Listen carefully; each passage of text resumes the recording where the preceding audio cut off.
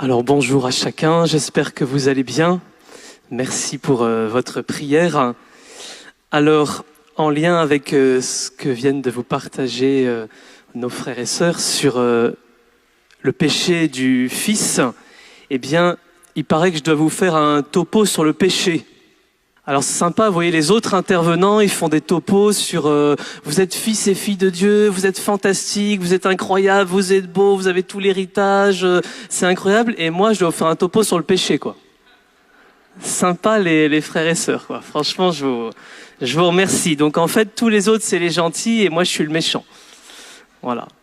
Et puis surtout que, enfin, Père Bertrand, quand même, le péché, c'est un peu ringard. Je veux dire, on n'est plus des jansénistes, quoi. Je veux dire, on est passé au-delà, quoi. C'est plus tout à fait ça. Puis d'ailleurs, dans le renouveau charismatique, on sait bien que Jésus nous a libérés. C'est la joie avec l'Emmanuel. On dévisse les ampoules.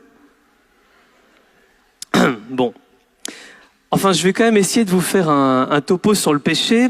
Vous allez voir, ça va être de haute volée, hein. Vous êtes prêts ? Voilà, on s'est dit en équipe que c'était important de parler de ce thème, mais moi je suis sûr que vous savez déjà tout. Alors s'ils répondent bien à la question, j'arrête mon topo, ça va ? Alors, levez le doigt si... Attention, ça va être hyper dur, hein. Vous êtes prêts ?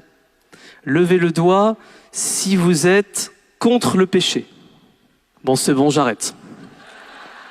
Ils savent tout, ils sont au courant. Bon. Je vais enlever ma couronne parce que c'est vrai qu'on est fils et filles de Dieu bien-aimés et c'est vrai aussi qu'on est des pécheurs. Et moi le premier. Et si je vous parle, c'est de notre côté à tous. Voilà, je ne suis pas meilleur que vous du tout. Je suis moi aussi un pécheur. Pourquoi est-ce que c'est important de parler du péché ? En fait, nous sommes fils et filles de Dieu, comme on l'a dit hier, mais le péché nous abîme. Nous sommes faits pour aimer Dieu et si nous n'aimons pas, nous nous abîmons. En fait, vouloir ne pas pécher, c'est pas correspondre à une norme extérieure qui serait écrite et, voyez, en fait, on n'a pas le droit de le faire parce que c'est écrit, mais quand même, si on avait le droit, ça nous ferait du bien. Quelquefois, on se dit ça, voyez, en fait, c'est interdit, mais si je pouvais quand même le faire, ça serait vraiment trop bien. En fait, c'est pas du tout ça. On est créé par Dieu pour aimer. Et en fait, à chaque fois qu'on n'aime pas, eh bien, on se blesse nous-mêmes. Je prends un exemple tout bête. Une montre, c'est fait pour donner l'heure. Si je m'en sers pour enfoncer un clou, peut-être que le clou va s'enfoncer, n'empêche que ma montre, elle sera cassée. Eh bien, c'est exactement pareil pour nous. Nous sommes faits pour aimer. Si nous utilisons pour autre chose que pour l'amour, c'est ça le péché, eh bien, nous nous abîmons. Et donc l'enjeu n'est pas de parler du péché pour nous culpabiliser. L'enjeu, c'est de pouvoir comprendre comment nous fonctionnons pour, au final, moins nous blesser, être davantage heureux et dans la joie. Alors, concernant le péché, j'ai une bonne et une mauvaise nouvelle. Vous voulez laquelle d'abord ? Vous voulez la bonne ? Vous voulez la mauvaise ? Ouais, mais sur mon papier, c'est écrit la bonne d'abord, donc je suis embêté. Bon, donc la bonne, si ça vous va. Merci à ceux qui ont dit la bonne. La bonne nouvelle, c'est que d'un côté, nous sommes beaucoup moins pécheurs que ce que nous pensons. Ah, tu vois, chérie, je t'avais bien dit, les manuels, ils sont un peu modernistes. Voilà, pourquoi tu m'as fait venir ici ? Ça m'étonne pas d'eux. La mauvaise nouvelle, c'est que d'un autre côté, on est beaucoup plus pécheurs que ce que nous croyons. Ah, tu vois, chérie, je te l'avais bien dit, les manuels, ils sont un peu tradis. Qu'est-ce qu'on fait là ? On ferait mieux d'aller... Non, je cite pas d'autres communautés. C'est où la tente de présentation de l'Emmanuel, déjà ? C'est en village mission, je crois. Bon. Alors, entrons maintenant dans le vif du sujet. On l'a vu, le fils prodigue, il a tout... Et il pêche gravement. Et du coup, il s'abîme.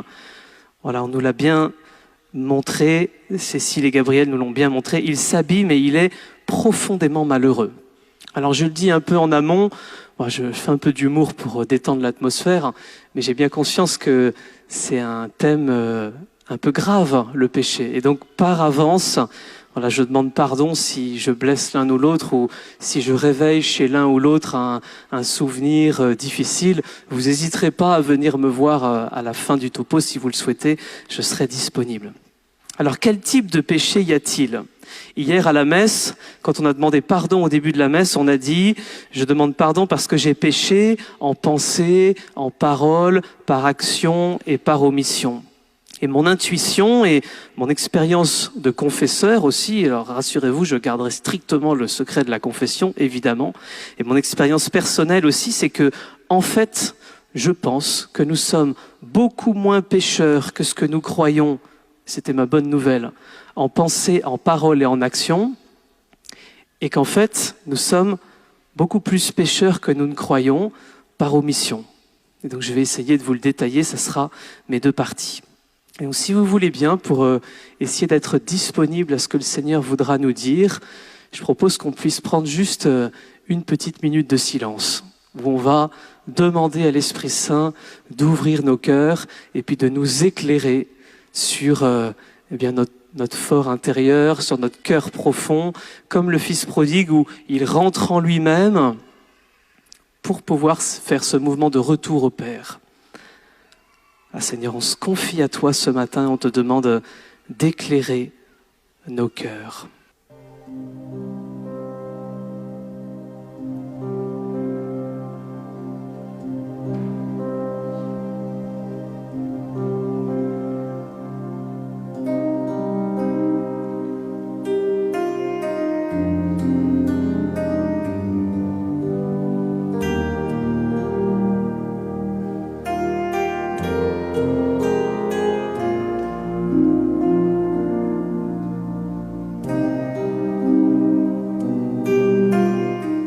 Alors ma première partie, je le crois, en tout cas pour la plupart d'entre nous, nous sommes moins que nous le croyons pécheurs en pensée, en parole et en action. En fait, le propre du démon, c'est de brouiller les pistes, puisqu'il cherche à nous perdre. Donc on peut faire l'hypothèse, puisqu'il cherche à brouiller les pistes, puisqu'il est le père du mensonge, comme dit Jésus, que ce sur quoi il nous culpabilise est en fait peu grave. Vous me suivez ? Puisqu'il brouille les pistes. Ce sur quoi il nous culpabilise est en fait peu grave. Et ce sur quoi il ne nous dit pas grand-chose est en fait plus grave, puisqu'il ne veut pas réveiller notre conscience. Et c'est très important de réaliser que Dieu ne culpabilise jamais. On le voit très clairement dans la posture de Jésus à chaque fois qu'il parle à des pécheurs. Et donc je vais ici parler du péché d'abord en pensée. Une affirmation très importante.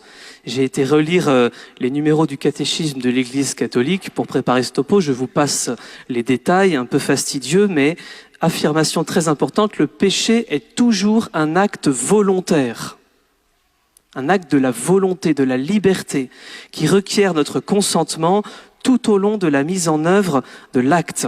Et donc, plus la volonté est engagée, plus le péché sera grave. Et moins elle est engagée, moins le péché sera grave. Alors, sur le péché en pensée, souvent, nous nous culpabilisons de nos pensées pas très catholiques. Orgueil, jalousie, impureté, jugement. Et vous êtes comme moi. Le démon nous culpabilise souvent sur ses pensées. Je passe devant quelqu'un dans la rue et tout de suite j'ai plein de pensées qui fourmillent. Il est trop ceci, il est pas assez cela, il doit être comme ça, il doit penser ci, peut-être qu'il me regarde bizarrement, j'aimerais pas être comme lui, il faudrait que ceci, cela. Ça va, vous êtes comme moi ? Qui est comme moi ? Bon, ça va, je me sens moins seul. Et donc, il est très important de réaliser qu'il y a une différence immense entre le péché et la tentation pour expliquer le péché en pensée. Jésus, par exemple, vous vous rappelez qu'il a eu des tentations nombreuses dans le désert. Saint Luc précise même que le démon va s'éloigner de lui, ayant épuisé toutes les formes de tentation. Qu'est-ce que c'est qu'une tentation ? C'est une suggestion intérieure qui vient ou de moi-même, ou du monde, ou du démon, mauvaise, mais qui n'est pas encore un péché, et qui se traduit d'abord par une suggestion dans la pensée. Vous vous rappelez que le démon propose à Jésus la tentation de l'avoir, du pouvoir, du savoir. C'est ordonne à ces pierres qu'elles deviennent des pains, c'est prosterne-toi devant moi, c'est jette-toi aux pieds, au bas de ce temple. C'est la tentation en fait du rapport à soi-même, du rapport aux autres, du rapport à Dieu pour qu'il soit dévié. Et en fait, il est bon pour nous de réaliser que Jésus, je ne dis pas de blasphème en disant cela, a eu toutes les formes de mauvaises pensées qui lui sont survenues dans le cœur au moment des tentations au désert, puisque le démon les lui a suggérées et parce qu'il est un être humain parfaitement comme nous. Et du coup, quand Jésus va enseigner le Notre Père à ses disciples, ça va être extrêmement précis. On l'a entendu hier dans l'Évangile. Jésus va dire « Ne nous laisse pas entrer en tentation, mais délivre-nous du mal. » Il faut être délivré du mal, mais ne nous laisse pas entrer en tentation. La tentation, elle est là. Le but, c'est de ne pas entrer dedans. Et donc, je passe devant quelqu'un dans la rue, j'ai tel type de pensée.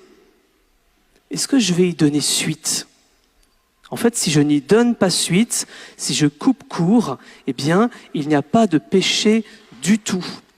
Et donc, je peux avoir plein de mauvaises pensées, jalousie, jugement, impureté, orgueil, etc. Ça dépend de notre psychologie, aussi de nos blessures, mais il n'y a pas de péché s'ils ne sont pas voulus ou entretenus. Alors, je fais une petite digression. Frères et sœurs, s'il vous plaît, par amour pour vos frères prêtres dans vos confessions, ne vous confessez plus d'avoir des distractions dans la prière. Ce n'est pas un péché. Ça va si je dis ça ou ça vous choque ? C'est une tentation. Si vous êtes en train de prier et que tout d'un coup, vous pensez au match de foot de la veille, c'est évidemment pas un péché, c'est une tentation. Le démon n'a pas envie que vous priez. Et donc, il vous suggère tout un tas de choses. Bon, moi, c'est le match de foot, vous, c'est peut-être autre chose. Mais donc, il faut bien réaliser que ce n'est pas un péché du tout. Je le dis de manière un peu plus sérieuse, il y a beaucoup de gens qui sont très angoissés, voire très blessés d'avoir beaucoup de mauvaises pensées pendant la messe. Mes frères et sœurs, rien de plus normal. Nous sommes au cœur de l'acte le plus sacré de notre vie chrétienne, et donc il y en a un qui n'a pas du tout envie qu'on soit là. Il y a quelquefois des personnes qui viennent me voir, quelquefois en pleurant, en disant « Mais Père Bertrand, j'ai tel type de pensée pendant la messe, mais c'est horrible. » Je ne sais pas toujours comment réagir, parce que je vois bien que la personne est peinée de cela. Je vous le dis, frères et sœurs, avec autorité, ce n'est pas un péché du tout. C'est une tentation puisque vous ne le voulez pas, puisque vous n'y donnez pas suite et puisque vous combattez contre cela. Et je vais même dire un peu plus. Attention, vous êtes prêts ? Plus vous avez de tentation dans la prière, et plus c'est bon signe. Parce que ça veut dire que votre prière ne plaît pas au démon. Et donc, courage dans votre prière. Courage dans votre prière. Quelquefois, on dit, bon, puisque j'ai 1000 tentations, j'arrête de prier. Mais ça, c'est l'erreur. Là, le démon, il a gagné à fond. C'est exactement ce qu'il voulait. Mais si, dans votre prière, vous n'avez pas de lumière, vous n'avez pas envie de prier, vous vous endormez, comme moi tous les matins. Non, ça sera coupé au montage, ça ou pas? Moi, mes frères prêtres, on est 4 dans le presbytère, dans la paroisse. Il y a Hubert qui dort. Il y a Paul qui est au fond, qui se gratte un peu la barbiche. Il y a Johan qui bouge sur sa chaise. Et puis moi qui suis comme ça, prostré. Et les gens croient que je prie, mais en fait, je dors complètement.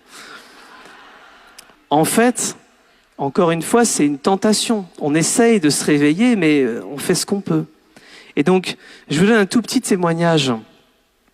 Pendant des mois, j'ai été un peu, je ne sais pas comment dire, mais bousculé par le démon. J'avais une pensée récurrente, désagréable, 100 fois par jour.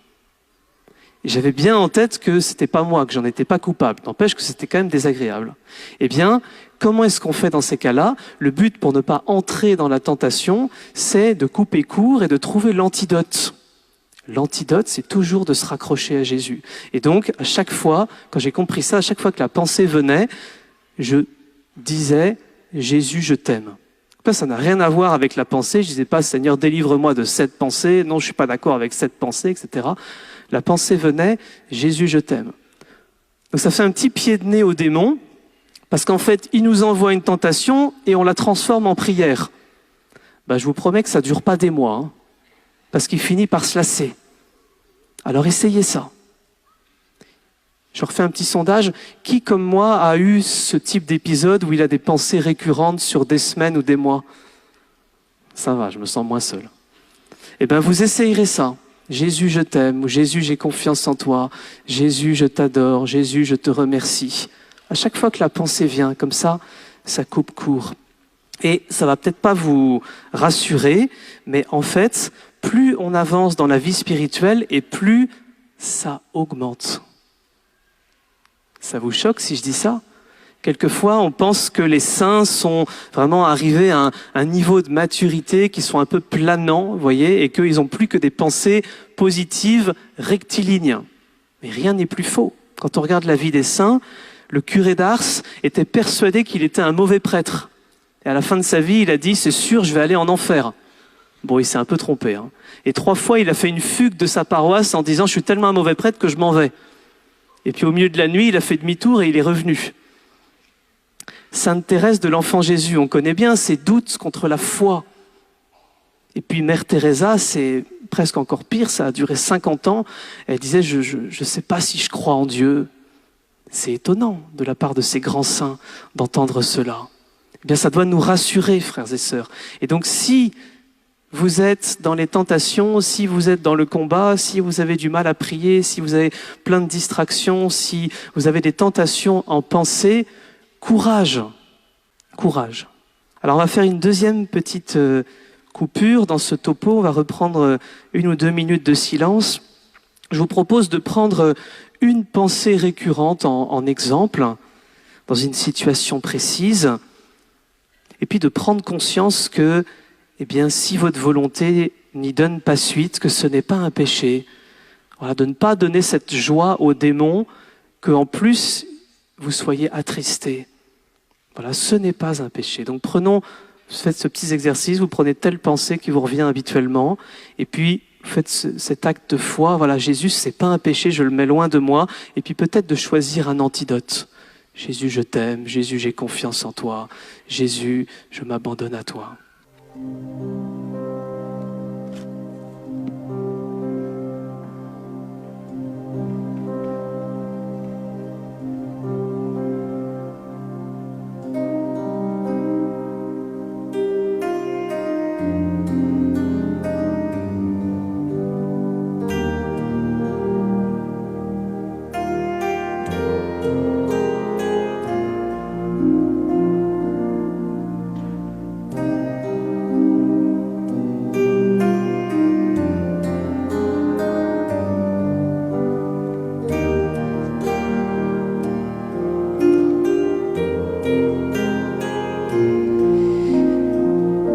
Le péché en parole ou en action.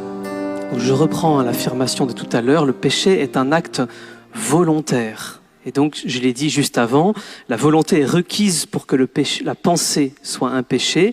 Et bien de même, la volonté est requise pour que notre parole, notre acte soit un péché. Et donc plus la volonté est engagée, plus le péché sera grand. Et moins la volonté est engagée, moins le péché sera grand.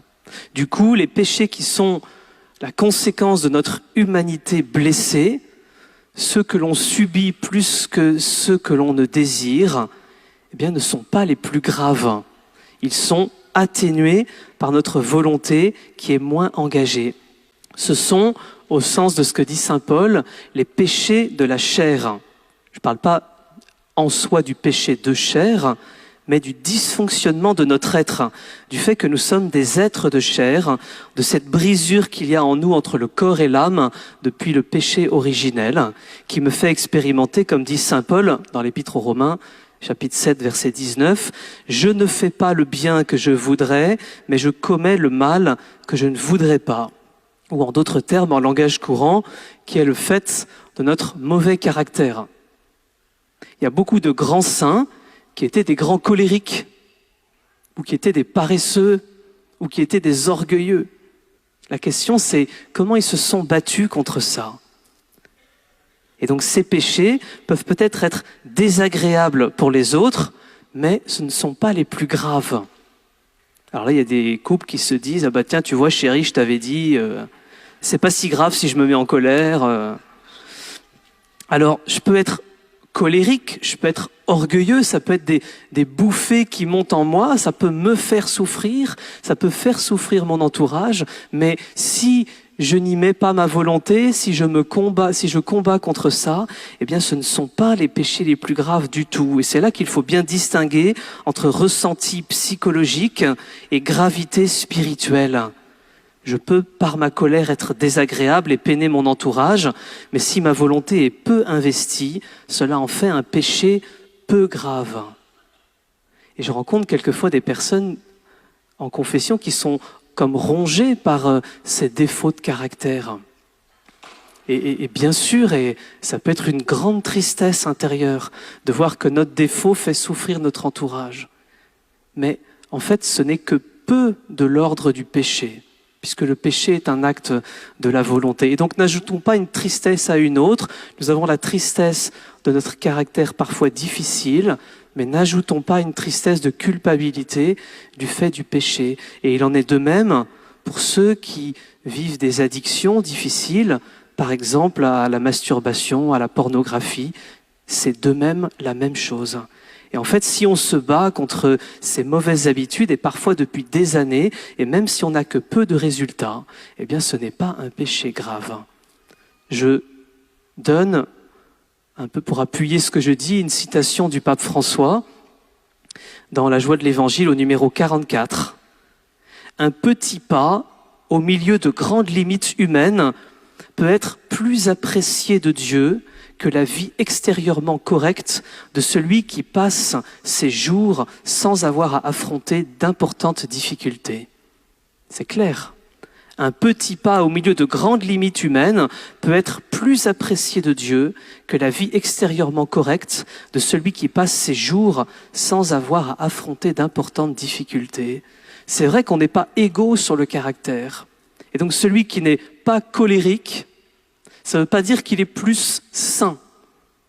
Et à l'inverse, celui qui est colérique et qui fait un effort pour là ne pas donner suite à sa colère, lui va être plus saint. Parce qu'il a mis toute sa volonté à essayer de faire le bien. Alors ne me faites pas dire ce que j'ai pas dit, je n'ai pas dit que ce n'était pas des péchés, j'ai dit que c'était moins grave. Et donc, peut-être que ça vaut le coup, à un moment donné dans sa vie, comme l'a fait Sainte Thérèse de l'Enfant Jésus sur un point précis, de prendre conscience que tel trait de caractère qui me fait souffrir et qui fait souffrir les autres, peut-être que je me bats contre lui et parfois depuis des années sans beaucoup de résultats, eh bien, peut-être qu'il faut accepter de rendre les armes et d'accepter ma pauvreté, d'accepter ma petitesse, de m'accepter comme je suis. Ça va si je dis ça ? On va reprendre 2 minutes. Et puis, là je pense que vous n'aurez pas de mal à trouver un exemple. On prend un exemple de notre caractère qui est un peu rugueux. Et puis on va juste faire cet acte de foi intérieure, dire Seigneur, je veux m'accepter comme je suis, je veux m'aimer comme je suis, et je te demande ta miséricorde et ta tendresse sur cette pauvreté que j'ai. Ça vous va ? On prend 2 minutes, et puis on demande à l'Esprit Saint de venir nous baigner de sa tendresse.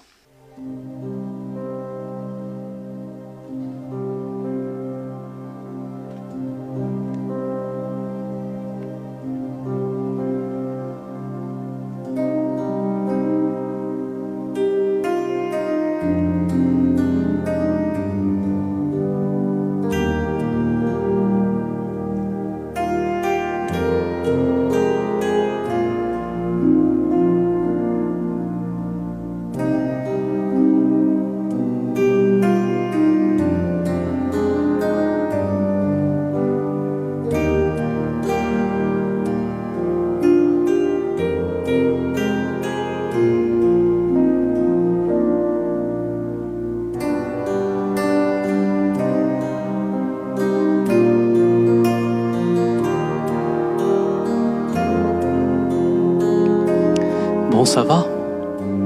Sympa, non, ce topo sur le péché où on dit qu'on n'est pas pécheur? Bon, mais ça, c'était la bonne nouvelle. Alors, si ça vous va, je vais passer à la mauvaise nouvelle. En fait, la mauvaise nouvelle, je vous ai dit, le propre du démon, c'est de mélanger les choses pour nous faire chuter. Et donc, il mélange tout, il brouille tout dans notre cœur, il nous fait croire que des choses qu'on fait sont très graves pour masquer d'autres choses qu'on fait qui, en fait, sont, elles, vraiment graves. Et du coup, je répondrai aux questions à la fin, si vous voulez. Merci beaucoup.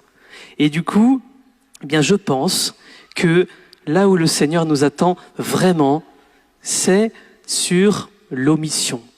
Quand j'ai dit, on le dit à chaque messe, j'ai péché en pensée, en parole, par action et par omission. Qu'est-ce que c'est que l'omission? L'omission, c'est pas un truc que j'ai oublié, parce que là, il n'y a pas de volonté, en général, donc il n'y a pas de péché. L'omission, c'est un bien que j'aurais pu faire et que je n'ai pas fait. C'est ça l'omission. Et là, on voit bien que ça nous ouvre un champ immense des possibles. En fait, ne pas faire le mal, c'est une liste limitée. Mais faire le bien, en fait, c'est extraordinaire. Je peux tout faire. Ne pas faire le mal, on en fait la liste assez vite. D'ailleurs, il y a des listes pour les confessions, très bien. Mais faire le bien, c'est vraiment un champ immense. C'est ça qui fait que nous sommes vraiment fils et filles de Dieu. C'est ça qui est beau. Le but, c'est pas de pas faire le mal. Le but, c'est de faire le bien. Entre parenthèses, je fais peut-être tomber un mythe. Confesser, c'est un peu ennuyeux. Parce qu'on entend toujours la même chose.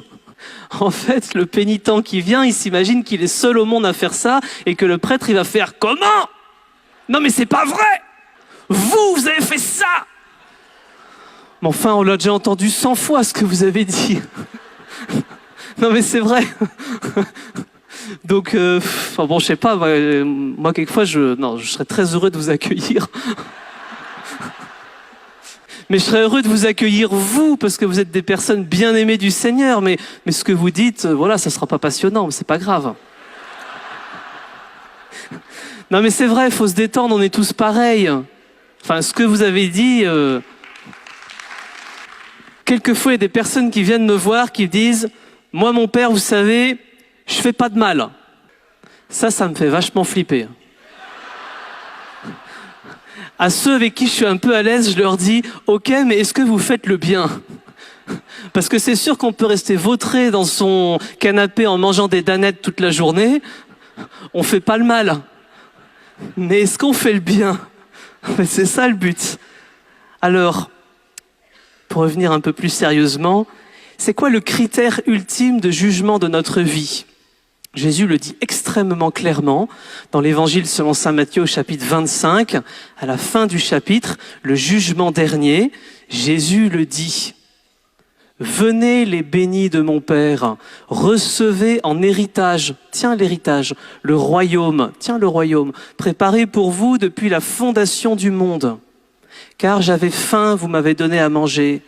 J'avais soif, vous m'avez donné à boire. J'étais un étranger, vous m'avez accueilli. J'étais nu, vous m'avez habillé. J'étais malade et vous m'avez visité. J'étais en prison et vous êtes venus jusqu'à moi. Voilà le critère que Jésus nous donne pour la sainteté. Et donc vous voyez que c'est pas du tout j'aurai une pureté intérieure, j'aurai une pureté de regard, d'intention, de pensée, j'aurai jamais de colère, jamais d'impureté, jamais de jalousie. Mais pas du tout. En fait, pourquoi est-ce qu'on a tout ça qui nous traverse l'esprit? Si Jésus voulait le dire, il l'aurait dit clairement.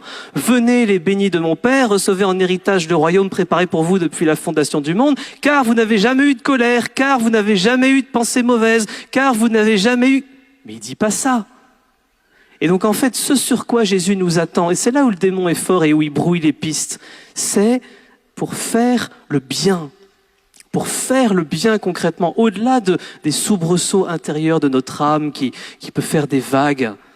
Voilà, j'avais faim, vous m'avez donné à manger, j'avais soif, vous m'avez donné à boire. De se donner pour les autres, de faire le bien, d'aller rendre service, d'aller toucher, d'aller consoler, d'appeler, de rendre un service, de faire une visite, d'envoyer un message, de passer un coup de téléphone, de faire les courses, de consoler pour la 1000e fois un enfant qui vient râler la nuit, de laver ses couches. C'est ça en fait la sainteté. C'est ça que Jésus attend de nous. Et frères et sœurs, vous le faites. Et donc vous êtes en bonne voie. Et c'est là que Jésus nous attend. Alors ne nous laissons pas tromper par ce piège du démon, vraiment. C'est là-dessus que nous serons jugés au soir de notre vie. Alors, comme le démon est rusé, pardon, j'en parle beaucoup aujourd'hui, mais je vous promets, c'est la seule fois. Mais de temps en temps, c'est bien de le sortir un peu de sa boîte. Comme il est rusé, il cherche à tout prix à nous détourner du bien à faire. Et donc, il nous inspire quelques objections. Donc, première objection du démon, je ne peux pas tout faire. Et qui finalement me pousse souvent à ne rien faire. Il y a tellement de misère dans le monde, voilà, sous prétexte qu'il y a plein d'SDF, je ne peux pas donner un euro à tout le monde, donc du coup je ne donne jamais rien. C'est vrai, ça peut être une objection, ça, de se dire il y a tellement de bien à faire, il y a tellement de misère partout, du coup je ne peux pas tout faire. Moi j'avoue que j'ai été très marqué par un film, le film Joker. Qui a déjà vu ce film ? Dans ce film, je ne conseille pas forcément de le voir, mais juste, je vous donne ce qui, moi, m'a marqué. Joker, c'est un pauvre homme qui a 1000 misères psychologiques et humaines. Et en fait, parce qu'il est régulièrement rabroué, il a une petite contradiction, il a une petite humiliation, il a une petite parole désagréable, eh bien, il se met à sombrer complètement dans la folie et dans le mal. Et en fait, ce film m'a fait prendre conscience qu'en fait, je peux faire du bien à ma mesure, petitement. Il ne s'agit pas de changer les personnes, il ne s'agit pas de... Il y a quelquefois, il n'y a rien à faire, mais je peux dire une parole bonne, je peux faire un sourire qui va manifester à la personne qu'elle est importante et qu'elle est précieuse. Vous voyez ce que je veux dire ? On connaît tous autour de nous des personnes qui vont extrêmement mal. Et du coup, la tentation du démon, c'est de nous faire croire, comme tu peux rien faire, ne fais rien. Non, je peux quand même faire le bien en faisant une petite chose. Je pense à une personne en particulier, ça m'a beaucoup aidé. Je me suis dit, c'est sûr que je ne pourrais pas l'aider. Mais je peux lui sourire à chaque fois que je la croise. Je peux lui dire que, elle compte pour moi et puis pour l'Église. Je peux lui dire que je la remercie pour sa prière. Je peux lui faire un sourire, etc., etc. Le bien que nous sommes invités à faire, frères et sœurs, il est simple, il est concret, il est quotidien. Il n'y a pas de grandes choses à faire. Il ne s'agit pas de grandes œuvres, mais il s'agit d'une disposition intérieure d'écouter en réponse aux inspirations que le Seigneur a mis en nous. Deuxième objection du démon, tu n'as pas le temps, tu vas t'épuiser, et puis ton devoir d'État avant tout, attention. Et donc, certainement le devoir d'État avant tout, mais est-ce que ça ne fait pas partie de mon devoir d'État de prendre soin de mes parents malades, d'un vieil oncle, d'un cousin handicapé ? Et au final, est-ce que ça ne participe pas aussi à l'édification de mes proches et en particulier à mes enfants quand vous en avez. Moi, j'étais très marqué. Depuis plusieurs années, dans ma paroisse, on fait un dîner solidaire le soir du 24 décembre pour les personnes seules. Tous les ans, il y a des familles qui viennent déjeuner avec les personnes seules, avec leurs enfants. Eh bien, à Noël dernier, il y a une famille de plusieurs enfants. C'est les enfants qui ont dit aux parents « On veut, papa, maman, aller au repas solidaire à Noël et pas aller chez papy, mamie. » Mais c'était extraordinaire. Non, pardon. Coupez au montage. Si, il faut aller chez papy, mamie, surtout... Oh là, on s'embrouille là. Vous voyez ce que je veux dire ? Bon, troisième objection du démon, plus subtile celle-là. Tu vas te salir. Voilà, peut-être par peur d'être contaminé par des façons de penser différentes, peur des maladies, C'est la parabole du bon samaritain que Jésus enseigne. Il y a un pauvre malade qui est au bord de la route et on en prend pour notre grade. Le prêtre passe à côté de peur de se salir. Le lévite passe à côté de peur de se salir. Alors je cite encore le pape François. Voilà ce qu'il dit. C'est un raisonnement de jésuite, mais il a parfaitement raison. C'est entre deux choses graves, il faut choisir la moins grave des deux. Et donc voilà ce que dit le pape François. Sortons pour offrir à tous la vie de Jésus. Je préfère une église accidentée, blessée et sale, ce qui n'est pas une bonne idée, pour être sorti par les chemins, plutôt qu'une église malade de la fermeture, du confort, de s'accrocher à ses propres sécurités. Je ne veux pas une église préoccupée d'être le centre et qui finit renfermée dans un enchevêtrement de fixations et de procédures. Plus que la peur de se tromper, j'espère que nous anime la peur de nous renfermer dans les habitudes où nous nous sentons tranquilles, alors que dehors il y a une multitude affamée et Jésus qui nous répète sans arrêt « Donnez-leur vous-même à manger ». Il y a une multitude dehors qui nous dit, avec Jésus qui nous dit « Donnez-leur vous-même à manger ».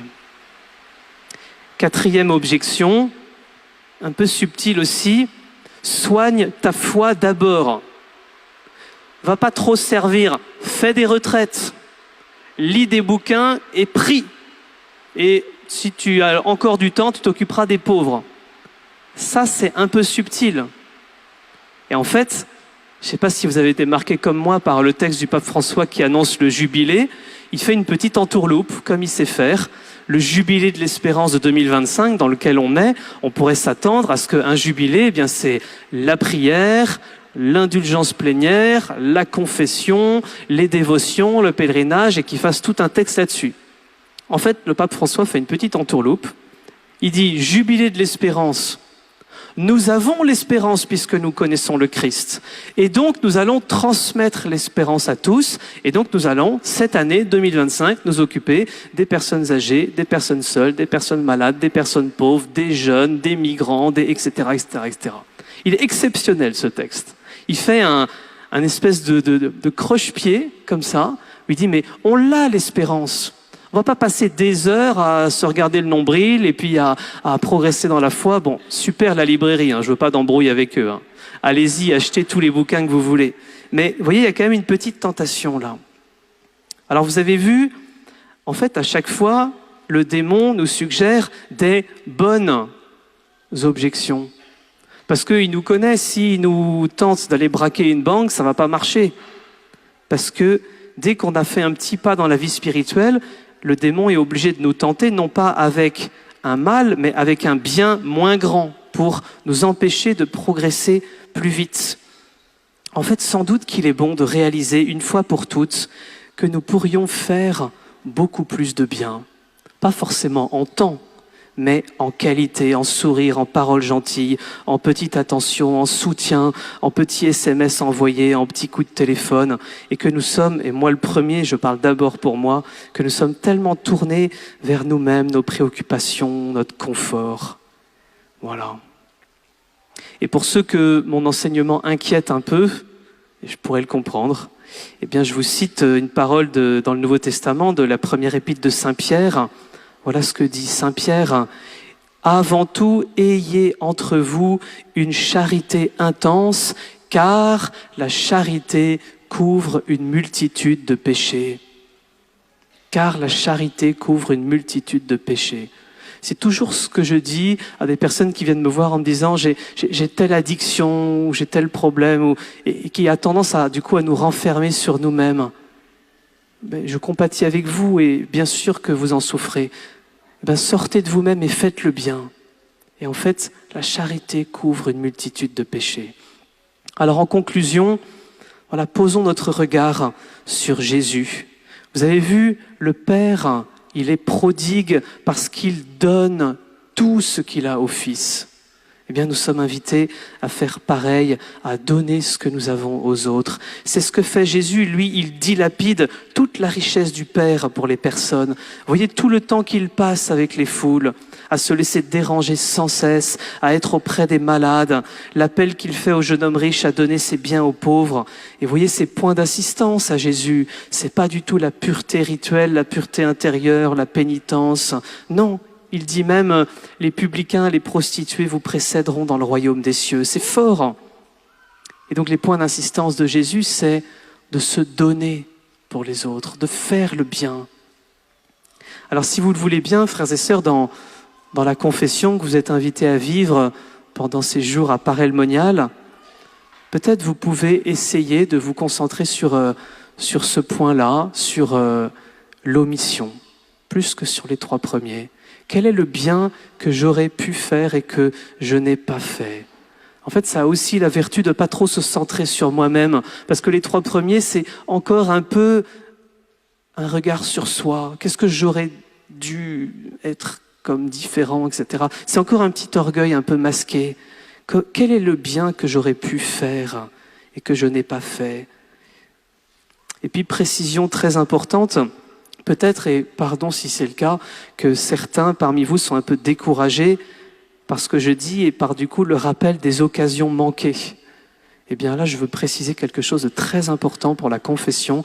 La confession, frères et sœurs, ce n'est pas un tableau noir qui est effacé où Jésus dit « Allez, on oublie tout et tu recommences ». C'est pas du tout ça. La confession, c'est nous sommes mis au pied de la croix et Jésus vient lui-même combler le déficit d'amour que nous avons nous-mêmes creusé. Ça va si je dis ça? Dans la confession, Jésus vient lui-même combler le déficit d'amour que j'ai creusé. Je ne sais pas comment il fait, c'est lui le maître, je ne peux pas comprendre tout, mais peut-être j'ai manqué d'amour envers mon mari, ma femme, envers mon enfant, envers mon parent, envers tel voisin, tel collègue de travail, peut-être. Eh bien, dans la confession, Jésus vient visiter toutes ces personnes. Et vient consoler toutes ces personnes, et vient mettre dans le cœur de toutes ces personnes ce que moi-même j'aurais peut-être dû mettre si j'étais déjà saint, mais ce n'est pas le cas. Vous voyez, et donc allons à la confession avec une immense joie. L'enjeu, c'est pas de dire plein de choses. Je vous l'ai dit, on dit tous la même chose. L'enjeu, c'est d'y aller avec un grand désir. Jésus, je sais que dans la confession, parce que tu me mets au pied de ta croix, tu vas combler en moi et dans le cœur des autres le déficit d'amour qui a été creusé. Et c'est pour ça qu'après la confession, rien n'est perdu. Et c'est pour ça que tout est réparé. Et c'est pour ça que le prêtre vous dit, vous pouvez repartir dans la joie. Parce que dans la confession, il y a une grande transformation qui s'opère. Parce que dans la confession, il y a une grande réconciliation qui s'opère. Alors on ne le voit pas toujours. Si j'ai dit quelque chose de désagréable à quelqu'un, peut-être qu'il va s'en souvenir, mais Jésus est venu déposer dans son cœur le germe de la guérison qui va grandir petit à petit. Ça va si je dis ça? Et donc frères et sœurs, je vous en supplie, ne partez pas de Paray-le-Monial sans vous être confessés. Vous aurez une veillée spécialement pour ça, mais allez-y dès que c'est possible, dès que vous sentez que c'est bien, et n'y allez pas à la dernière minute, pour que Jésus vienne combler tout ce déficit. Alors pour terminer, je cite quelques paroles du Nouveau Testament pour vous manifester combien les premiers chrétiens avaient compris cela. En fait, c'est un peu contre-intuitif, mais on se dit il y a peu cet appel à faire le bien dans le Nouveau Testament parce que Saint Paul développe beaucoup le mystère du Christ, le sens de la prière, la Trinité, etc. C'est vrai, mais en fait c'est parce que c'était nouveau et parce que c'était tellement évident pour eux que le but de la vie chrétienne c'était de faire le bien, que souvent ils le disent en une phrase et souvent à la fin de leur lettre, comme un peu un rappel. Alors du coup, en fin de ce topo, eh bien, je vous fais comme eux ce rappel fraternel de ce que nous avons à faire. Dans l'épître aux Galates, ne nous lassons pas de faire le bien. Dans l'épître de Saint Jacques, si quelqu'un prétend avoir la foi sans la mettre en œuvre, à quoi cela sert-il? Dans l'épître aux Romains, partagez avec les fidèles qui sont dans le besoin. Dans l'épître aux Hébreux, n'oubliez pas d'être généreux et de partager. C'est par de tels sacrifices que l'on plaît à Dieu. Dans la première lettre de Saint Jean, celui qui a de quoi vivre en ce monde, s'il voit son frère dans le besoin, sans faire preuve de compassion, comment l'amour de Dieu pourrait-il demeurer en lui? Dans la lettre à Tite, que ceux qui ont mis leur foi en Dieu aient à cœur d'être les premiers à faire le bien. Dans la lettre aux Éphésiens, Dieu nous a créés dans le Christ en vue de la réalisation d'œuvres bonnes. Dans la première lettre à Timothée, que les riches fassent du bien et qu'ils deviennent riches du bien qu'ils font. Dans la deuxième lettre aux Corinthiens, que vous ayez en abondance de quoi faire toutes sortes de biens. Et puis je termine par le Maître, par Jésus, dans l'évangile de Saint Jean au chapitre 13, au moment où il fait le bien suprême, quand il lave les pieds de ses disciples. C'est un exemple que je vous ai donné afin que vous fassiez vous aussi, comme moi j'ai fait pour vous.